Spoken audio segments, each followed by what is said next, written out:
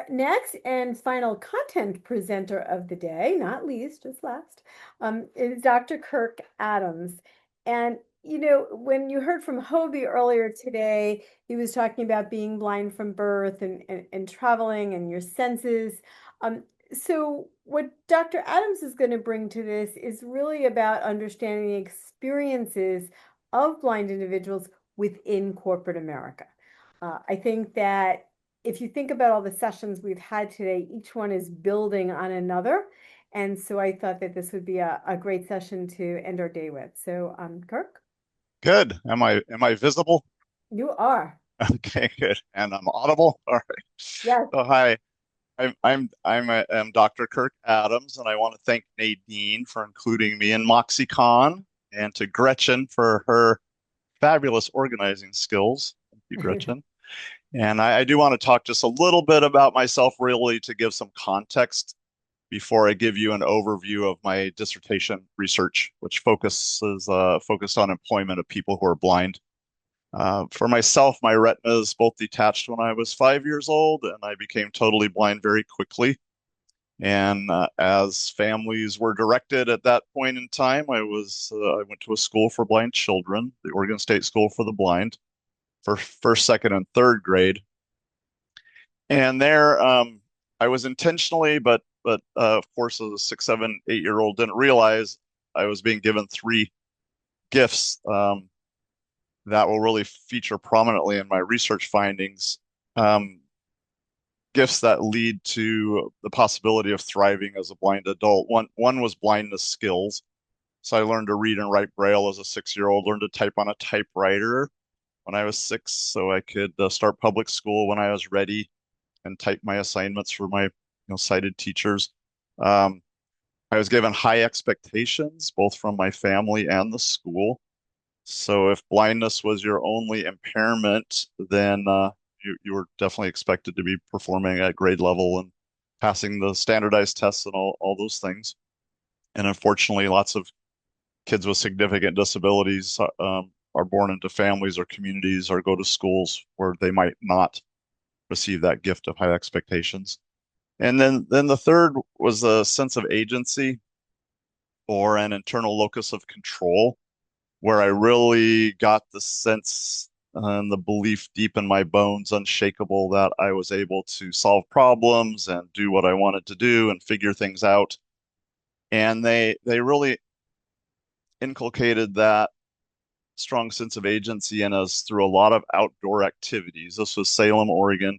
We went horseback camping in the Three Sisters Wilderness area, cutting firewood with crosscut saws. We were up on Mount Hood building snow forts out of huge snowballs, and we were in the tide pools on the Oregon coast, feeling around for sea anemones and starfish. And they gave us those experiences to really instill in us that we could move through space gracefully, confidently as blind people, learn to love our bodies as young blind kids. So I thank that school for those gifts.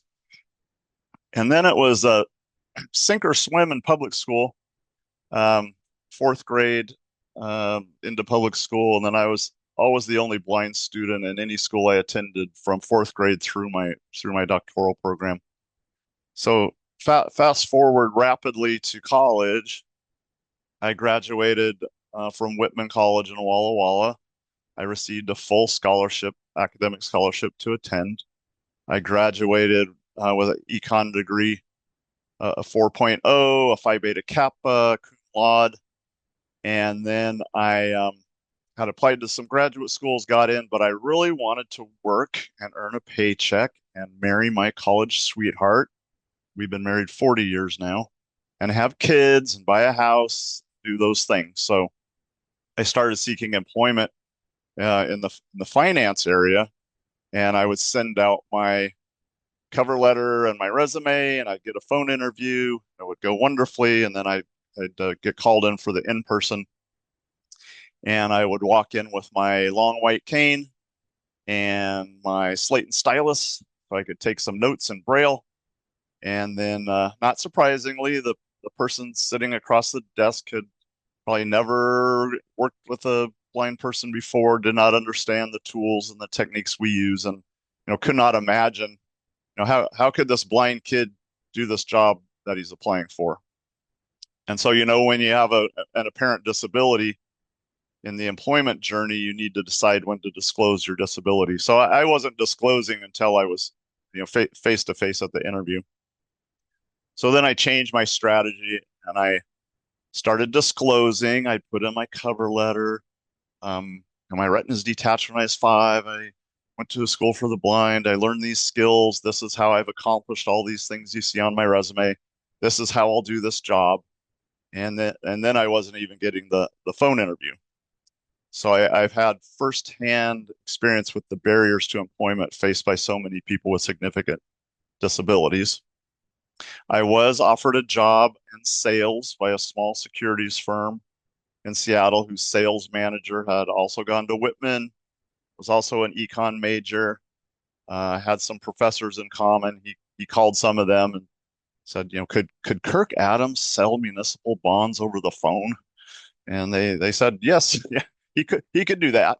So I did that for 10 years, straight commission, got married, bought the house that I'm sitting in now in Seattle, had our kids. Now there's grandkids. So all that was wonderful. Fast forward again, I made a pivot to the nonprofit sector when I was about 30 years old. Really decided I wanted to be in the nonprofit sector in leadership. I wanted to work with agencies that helped create easier pathways for other people who are blind, other blind kids, make it easier for them. So after many other twists and turns, I did become the president, CEO of the Lighthouse for the Blind here in Seattle, which is a nonprofit social enterprise employing about 250 blind and deafblind people in a variety of businesses, including very sophisticated precision machining, making parts for all the Boeing aircraft.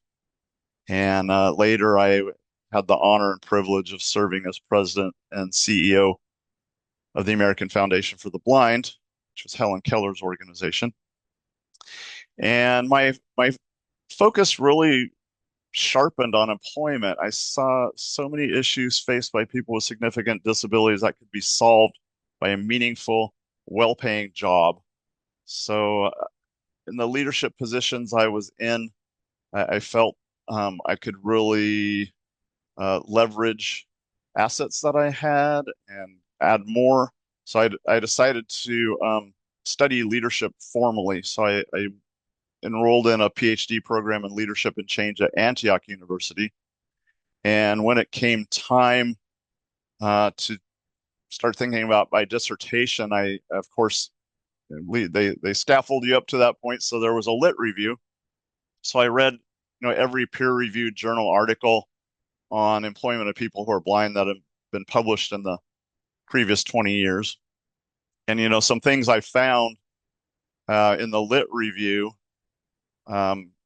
people with significant disabilities, including blindness, only 35% of us are in the workforce in the US, which is about half the general population. More than half of us work in nonprofit organizations or for governments. We're in a much narrower band of occupations than the general population, and we tend to stick at the bottom few levels of the org chart. So as a result, 1/3 of us are living in poverty. Home ownership is 1/10 of that of the general population.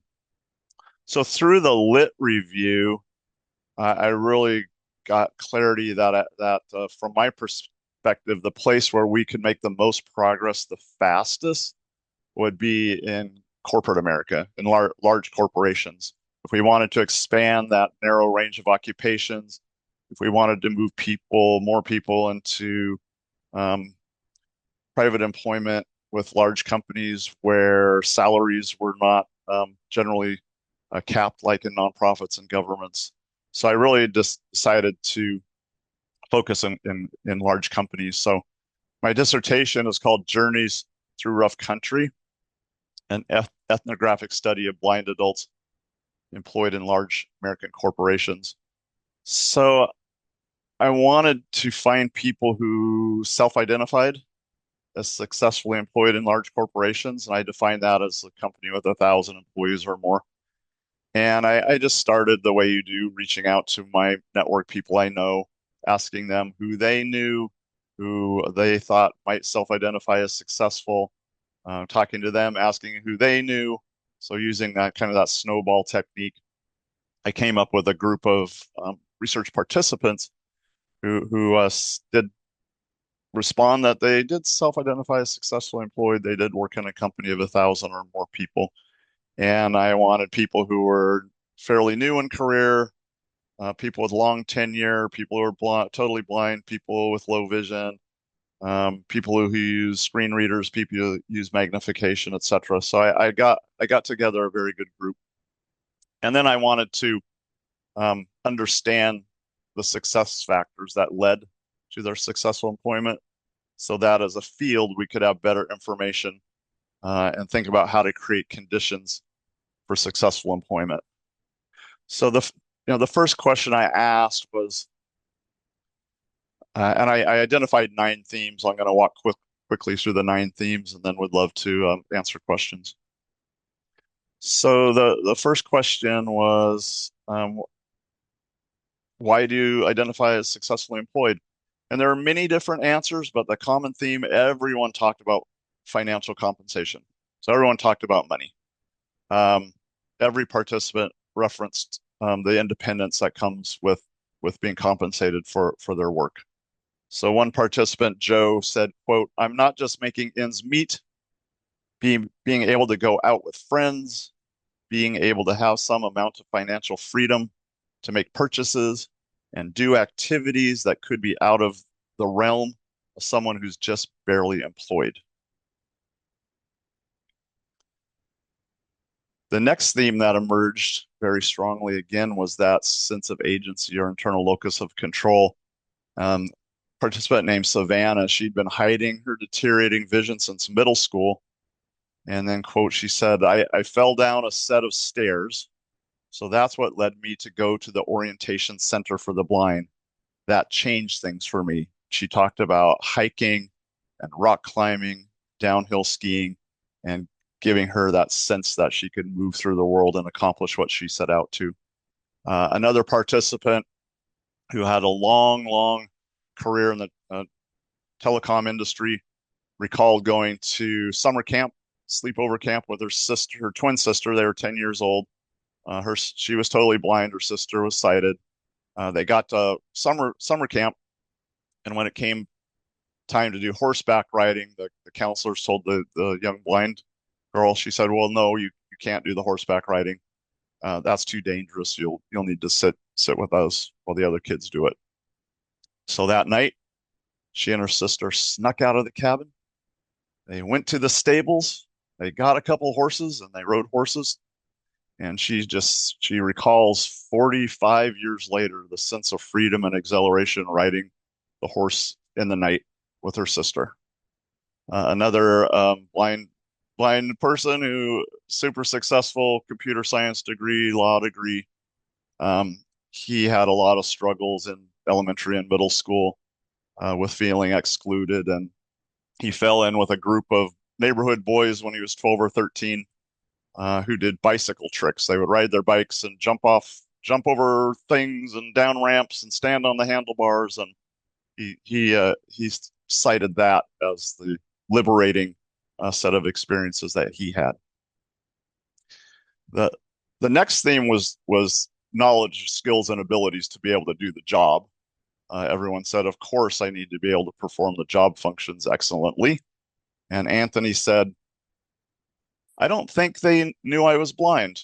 If you can come in and do the code, then usually they're pretty happy about that."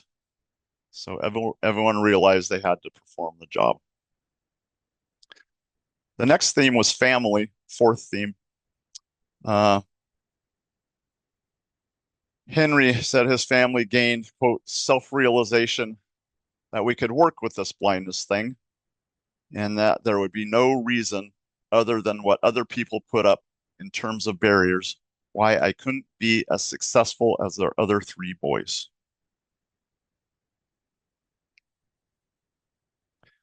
The fifth theme was being part of teams and groups. Clara said, I did lots of sports growing up, learning teamwork. Michelle said, singing in choirs, it helps you in terms of getting in front of people and expressing. The sixth theme was support of the immediate supervisor. And Lee said, he really saw me as somebody who had some capabilities, where other people had seen me as somebody who had a disability.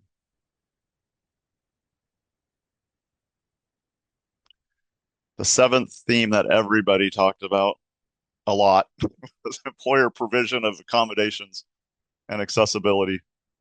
Tristan said, having the software tools, first of all, being fully accessible and usable in a way that makes someone with a disability able to be completely productive.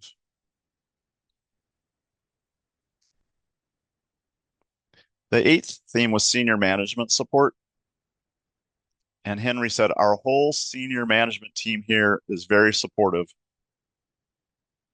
Diversity and inclusion, they're not only looking at it from an employment perspective, diversity is a multi-threaded strategy. And the final theme, and the one that was pretty revelatory, was disappointment. Everybody expressed different levels of disappointment, whether that be that they're the only person with an apparent disability who achieved their level on the org chart, or that there were no other people with apparent disabilities in upper management or on the board, that other people who were junior to them, who had less experience and less skills, were promoted beyond them, that they had to continually refight the battles around accessibility.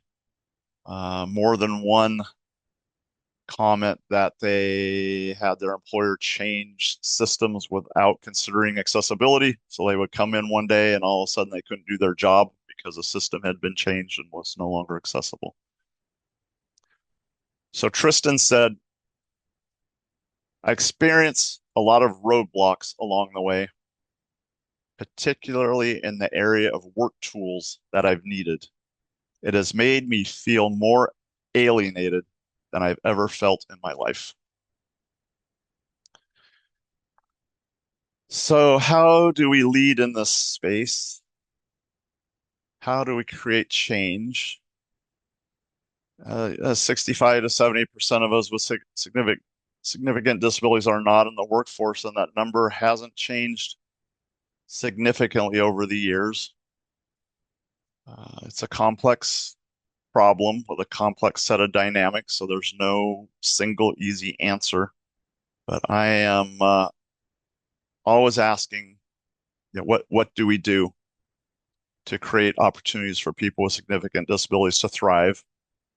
Of course, my worldview is through being a blind person, so that's my lived experience. But I certainly know that people with other significant disabilities share many of the same barriers.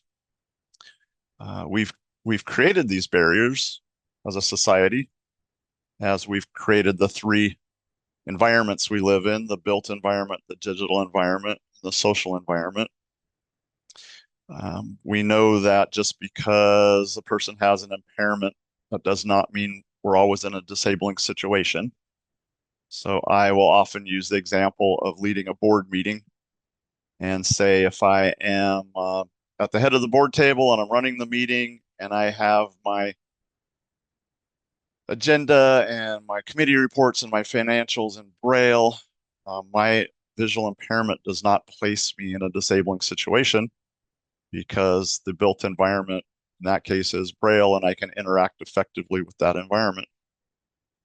If you have brought me a stack of print materials, my visual impairment then places me in a disabling situation because I cannot interact effectively with the built environment of the print. So thinking about these environments we've created and how to reduce the number of disabling situations for those of us with impairments, be they sight, hearing, mobility, cognitive, other, is what I spend my time thinking about. And I know that MoxieCon and Springboard Consulting and Nadine think about these things as well.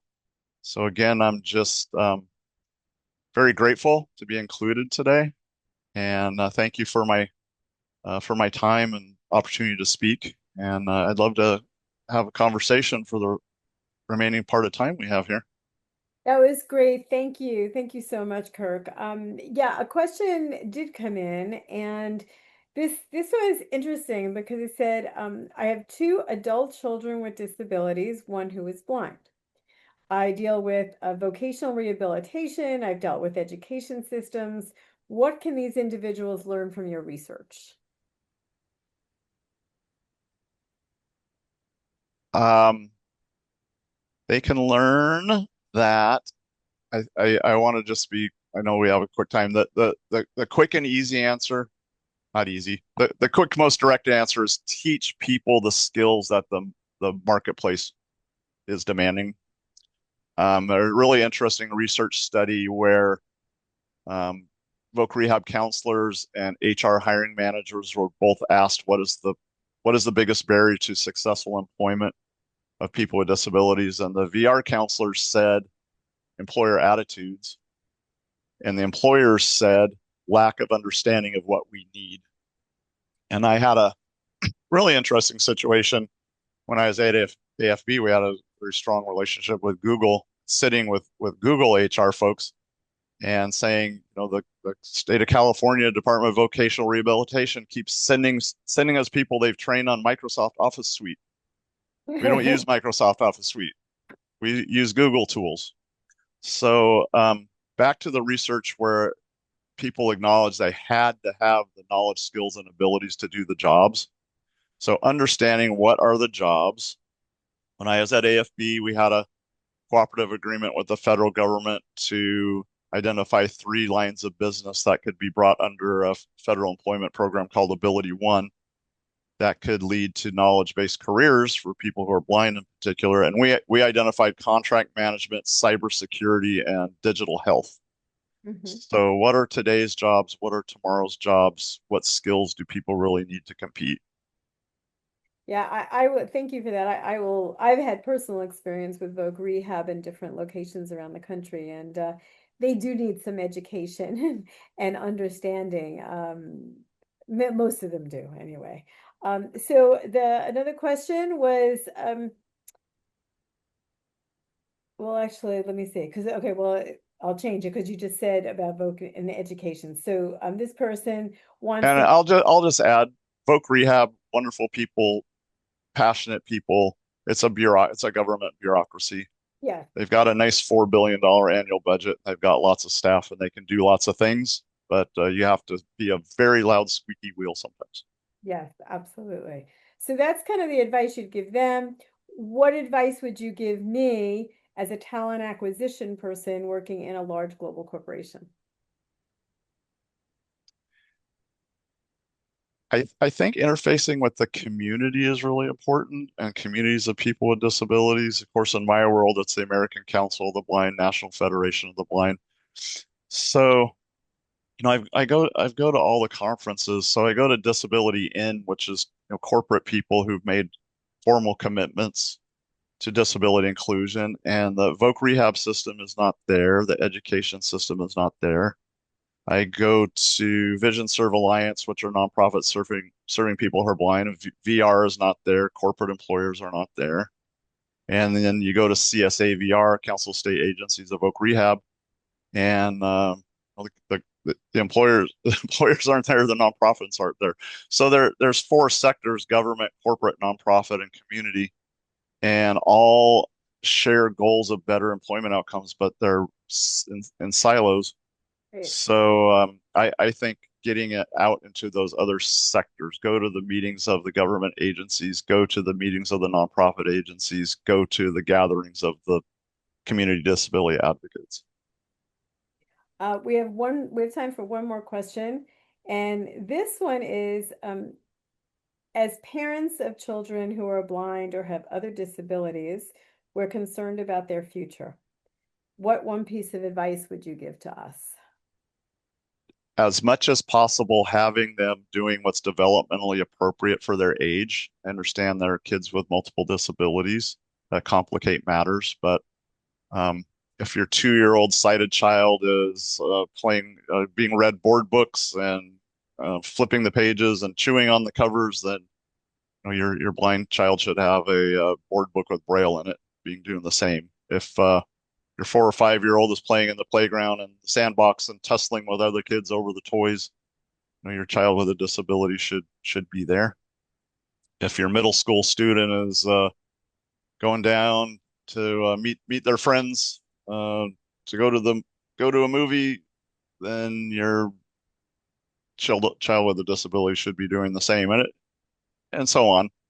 And it takes a lot of creativity and work and perseverance, and it can't always be done. But I think that's the goal because that's the way we develop skills and strengths is by overcoming increasingly difficult challenges. So as you grow older and move into more complex environments, both built built digital social environments, you're going to be faced with increasingly difficult challenges. So figuring those out, and I think the path is to figure out how to have your kid doing what other kids their age do in whatever form or fashion, that whatever supports that takes. Well, thank you. Thank you very much for sharing all of that information. And I know that just like for all of our speakers today, everybody has really benefited from the research and the information that you've shared. So thank you. That was a fast half hour. Thank you. I know it always Appreciate it. is, right? It always Yeah. is. All right. So ladies